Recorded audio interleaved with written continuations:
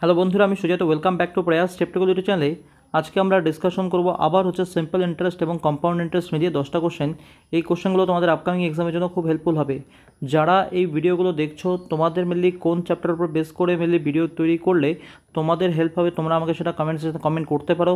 আমি তাহলে সেই চ্যাপ্টারগুলোর উপর বেস করেই ভিডিও তৈরি করার চেষ্টা করব। তো ফার্স্ট কোশ্চেন দেখো, আমাদের কী বলেছে, কত সময়ে 72 টাকা বার্ষিক 6/4% সরল সুদের হারে 81 টাকায় পরিণত হবে। তাহলে যেখানে আমাদের আসল 72 টাকা, সুদ আসল আমাদের 81 টাকা, তাহলে আমরা সুদ কত বলতে পারি? আমরা সুদ বলবো 81 - 72, অর্থাৎ আমরা বলতে পারি সুদ আমাদের 9 টাকা। সুদ আমরা পাচ্ছি 9 টাকা। আমাদের যদি আমরা ফর্মুলায় লাগাই, তাহলে আমরা বলবো আই সমান আমাদের 9। যদি আমরা প্রিন্সিপাল বলি, সেটা আমাদের 72। আমাদের সুদের হার আছে 6/1/4, তাহলে এটাকে যদি আমরা লিখি, তো আমরা লিখতে পারবো 25/4। সময় আমরা বের করব, নিচে আমরা লিখবো 100। এবার এখান থেকে চলো করো কাটাকাটি। 4 দিয়ে যদি আমরা 72 কাটি, পাবো আমরা 18। 25 দিয়ে যদি আমরা 100 কাটি, পাবো 4। 9 দিয়ে 18 কাটলে আমরা পাবো 2, আর 2 দিয়ে আবার 4 কাটলে 2। তাহলে সময় আমরা বলতে পারি 2 বছর। তাহলে আমাদের যেটা অ্যান্সার, সেটা অপশান এ। আশা করি clear. Next question, 2 number question বলেছে, বার্ষিক 5% চক্রবৃদ্ধি সুদের হারে কিছু মূলধনের 2 বছরের সুদ 328 টাকা হলে মূলধন কত? দেখো, যেখানে আমাদের চক্রবৃদ্ধি সুদ বলেছে 5%, আমরা কীভাবে এগুলোকে করি? 5% মানে আমরা বলবো 5/100। 5/100 মানে আমরা বলতে পারি 1/20। অর্থাৎ যদি আজকে আমরা ব্যাংকে 20 টাকা রাখি, ব্যাংক আমাকে প্রত্যেক বছর 1 টাকা করে সুদ দেবে। তাহলে যদি আমরা বলি সুদ আসল, আর আসলের মধ্যে আমাদের অনুপাত 1 বছর পর, সেটা 21/20। আমাদের বলেছে 2 বছর, তাহলে আমরা কি করব? এটার উপরে স্কোয়ার করে দেবো। তাহলে আমরা যদি 21 স্কোয়ার করি, আমরা পাবো 441, আর 20 স্কোয়ার করলে আমরা পাবো 400। অর্থাৎ 2 বছর পর যেখানে আমাদের সুদ আসল হবে 441, সেখানে আমাদের আসল 400। তাহলে আমরা সুদ কত বলতে পারি? সেটা 41 টাকা। এই 41-এর মানটাই এখানে আমাদের বলা 328। তাহলে আমরা লিখবো 41 = 328। তাহলে আমরা 1 সমান কত বলবো? 41কে 8 দিয়ে গুণ করলে 328 হয়। তাহলে আমরা 1-এর মান বলবো 8। আমাদের বের করতে হয় মূলধন, তাহলে আমরা বের করবো 400-র মান। তাহলে আমরা 400 সমান কত বলবো? 4 8 32, আর 2 0। তাহলে আমাদের যেটা অ্যান্সার, সেটা হবে 3200 টাকা। অপশান সি আমাদের অ্যান্সার। আশা করি ক্লিয়ার।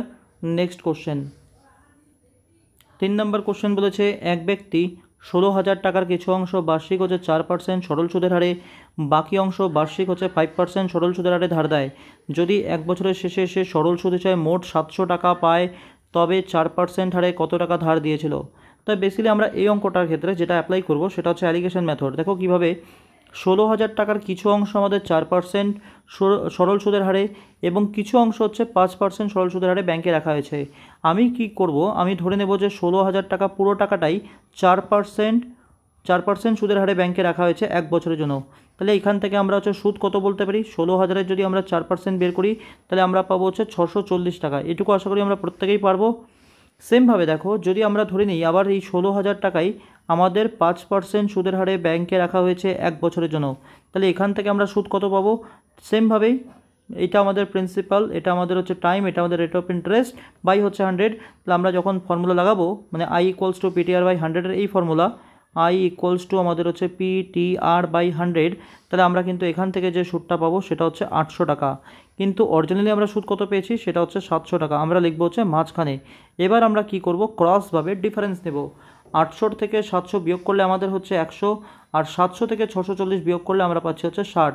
যদি অনুপাত করি, তাহলে আমরা বলবো 3:5। অর্থাৎ 3:5-এ এই পুরো টাকাটাকে মিলিয়ে আমাদের রাখা হয়েছে। আমাদের বের করতে বলেছে 4% হারে। 4% হারের জন্য আমাদের এটা 640, আর 5%-এর জন্য কিন্তু আমাদের 800। তাহলে মানে আমরা বলতে পারি 3 আর 5 যোগ করলে 8। 8-এর মানই আমরা বলতে পারি 16,000। তাহলে আমরা 1-এর মান কত বলতে পারি? 1-এর মান তাহলে আমরা বলতে পারি 2000। আমরা বের করব কার মান? 4%, অর্থাৎ 3-এর মান। তাহলে 3-এর মান আমরা কত বলবো? সেটা 6,000 টাকা। তাহলে অপশান ডি আমাদের অ্যান্সার। আশা করি ক্লিয়ার। নেক্সট কোশ্চেন, 4 নম্বর কোশ্চেনটা বলেছে, বার্ষিক 10% ত্রৈমাসিক চক্রবৃদ্ধি সুদে কত বছরে 3200 টাকা 3,362 টাকায় পরিণত হবে? তাহলে ফার্স্ট অফ অল যদি আমরা বেসিক ফর্মুলা বলি, ত্রৈমাসিক মানে কোয়ার্টারলি, অর্থাৎ 3 মাস পর পর আমরা সুদটা পাবো। যখন 3 মাস পর পর সুদ পাই, তখন আমরা কি করি? বেসিক্যালি আমাদের সুদের যে হার যেটা বছরে বলা থাকে, সেটাকে আমরা 4 দিয়ে ভাগ করে নিই। অর্থাৎ সুদের হার যেটা আমাদের 10% আছে, সেটাকে যদি আমরা 4 দিয়ে ভাগ করি, আমরা বলবো 2.5% আমাদের সুদের হার। আর আমাদের যদি বেসিক ফর্মুলা বলি সেটা আমরা লিখি হচ্ছে amount equals to principal 1 plus R by হচ্ছে 4 বাই হচ্ছে আবার 100 আর তার পাওয়ার উপরে আমরা লিখি হচ্ছে 40। এটা আমাদের হচ্ছে বেসিক ফর্মুলা। এবার এটা দিয়ে যদি আমরা একটু ক্যালকুলেশন করি একটু কিন্তু বড় হতে পারে বা কমপ্লিকেশন হতে পারে। এটাকে আমরা ছোট আকারে বা ছোটোভাবে কী করে সলভ করতে পারি এটাই একবার অ্যাপ্রোচটা আমরা ডিসকাশন করি। এটা আমি সরিয়ে দিচ্ছি, একবার মিলে আমরা দেখি কীভাবে এটাকে শর্ট করতে পারি। তো ফার্স্ট অফ অল দেখো এখানে আমাদের যেটা হচ্ছে প্রিন্সিপাল মানে আসল সেটা হচ্ছে 3200 টাকা আর সুদ আসল আমাদের হচ্ছে 3362। তাহলে আমরা কি করব, সুদ আসলটা আমি লিখলাম হচ্ছে উপরে আর যেটা আমাদের হচ্ছে আসল সেটা আমি লিখলাম হচ্ছে নিচে, এটাই লিখলাম। এবার যদি এটাকে আমরা 2 দিয়ে ভাগ করি মানে 2 দিয়ে কাটাকাটি করি তাহলে 2 দিয়ে কাটলে এটা আমরা নিচে পাচ্ছি হচ্ছে 1600, উপরে আমরা কত পাচ্ছি এখানে আমাদের হচ্ছে 16, এদিকে আমাদের হচ্ছে 8, তো এদিকে আমাদের হচ্ছে 1 অর্থাৎ 1681 আর বাই আমাদের হচ্ছে 400। এবার এটা দেখো এটাকে আমরা কি লিখতে পারি, এটাই কিন্তু আমরা লিখতে পারি 41 বাই হচ্ছে 40 তার উপরে স্কোয়ার। এবার তোমার মনে হবে যে এটা আমরা ডাইরেক্ট মানে 41 বাই 40-এর উপর স্কোয়ার কী করে লিখে দিলাম। দেখো 1600 তো দেখে আমরা বুঝতেই পারছি যে 16 মানে হচ্ছে 4-এর উপরে স্কোয়ার হবে আর দুটো শূন্য আছে তাই পরিষ্কার 40-এর স্কোয়ার। আর যেটা হচ্ছে 1681 হয় এখানে আমাদের হচ্ছে 1 আছে তাহলে আমাদের কার উপরে স্কোয়ার করলে 1 হতে পারে 1 বা 9-এর উপরে, তাহলে আমরা কাছাকাছি দেখছি যে 41-এর উপরে স্কোয়ার করলে কিন্তু 1681 পাই। তাহলে আমরা এখানে এই জন্যই 41 বাই 40 তারপরে স্কোয়ারটা লিখে নিলাম। আর এছাড়াও তুমি বলতে পারো বেসিকে যদি তুমি চলে যাও দেখো ব্যাপারটা আমাদের হচ্ছে সুদের হার কত হচ্ছে 10%, বছরে 10%।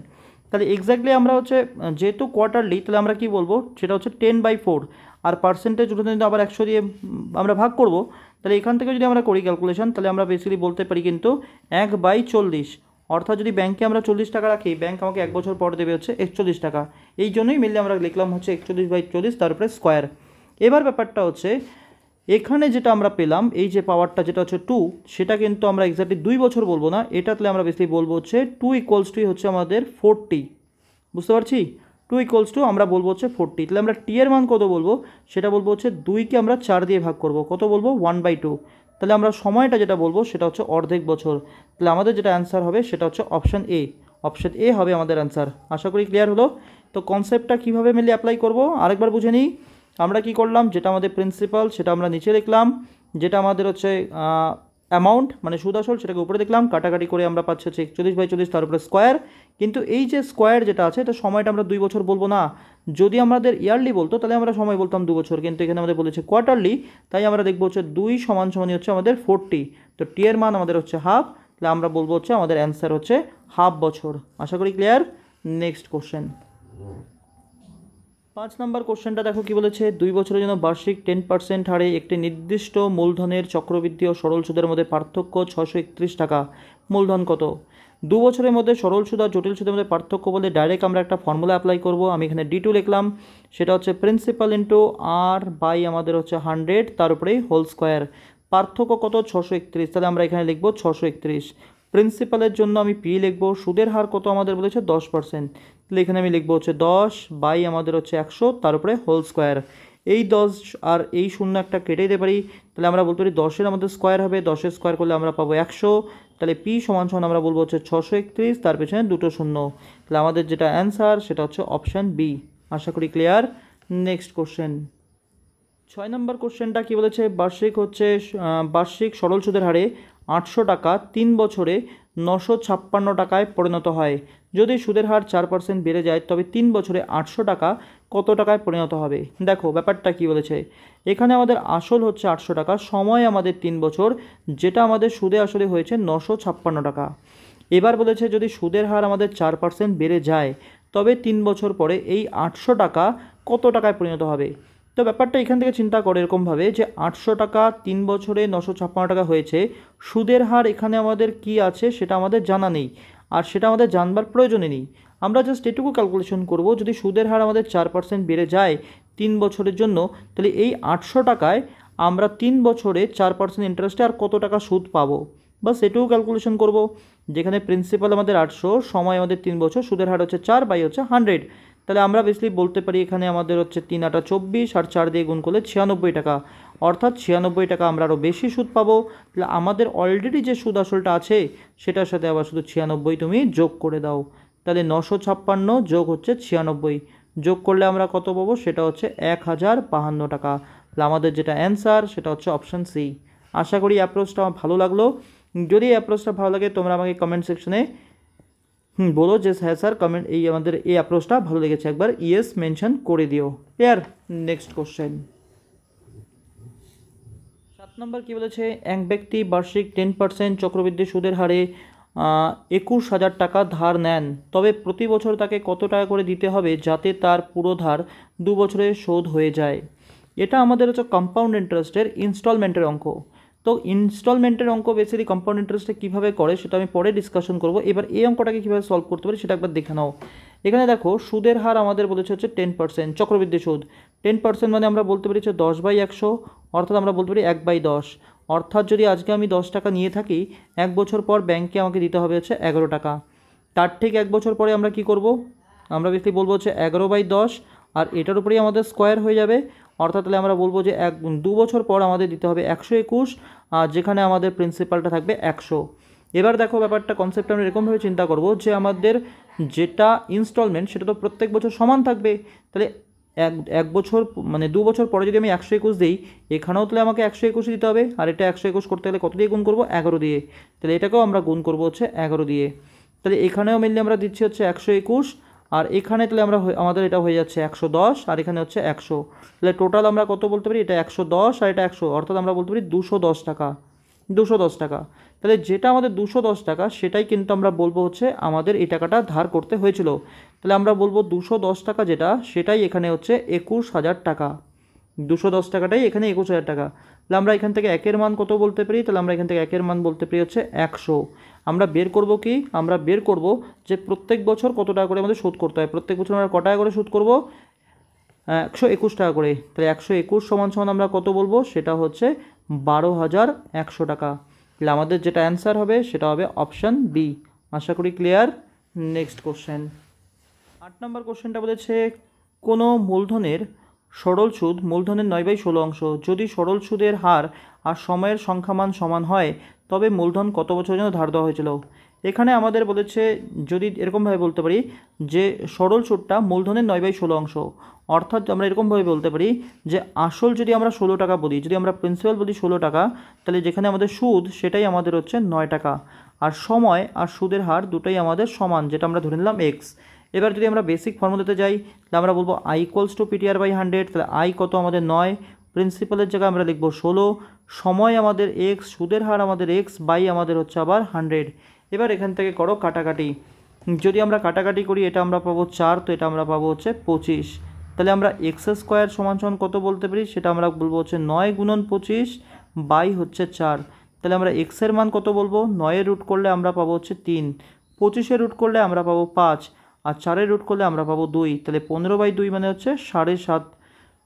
যদি আমাদের সময় বের করতে বলে সেটা হচ্ছে 7.5 বছর, আর যদি সুদের হার বলে সেটা হচ্ছে 7.5%।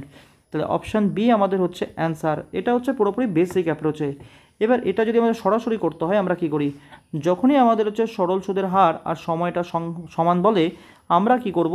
আর যখন হচ্ছে সরল সুদটা মূলধনের 9/16 অংশ বলছে, আমরা করব কি 9/16 গুণ করব আমরা 100, বাস এটুকু কাজ। তাহলে এবার এখান থেকে করো ক্যালকুলেশন। 9 রুট করলে 3, 16 রুট করলে হচ্ছে 4, আর 100 রুট করলে হচ্ছে 10। করো কাটাকাটি, এটা 2 দিয়ে কাটলে 5, তো এটা 2 দিয়ে কাটলে 2, আর 15/2, আর 15/2 মানে আমরা বলতে পারি হচ্ছে 7.5% সুদের হার, সময় 7.5 বছর। বাস এক লাইনের মধ্যে আমাদের অ্যান্সার চলে আসলো। তাহলে অপশান বি আমাদের অ্যান্সার। আশা করি ক্লিয়ার। নেক্সট কোশ্চেন 9 নম্বর কোশ্চেনটা বলেছে 8,000 টাকার হচ্ছে বার্ষিক 3% সরল সুদের হারে সুদ এবং 6,000 টাকার হচ্ছে 4% হচ্ছে সরল সুদের হারে 5 বছরের সুদ সমান হলে সময়ের পরিমাণ কত? তাহলে আমাদের বলেছে 8,000 টাকার 3% হচ্ছে সরল সুদের হারে সুদ, 6,000 টাকার 4% সরল সুদের 5 বছরের সুদ হচ্ছে সমান।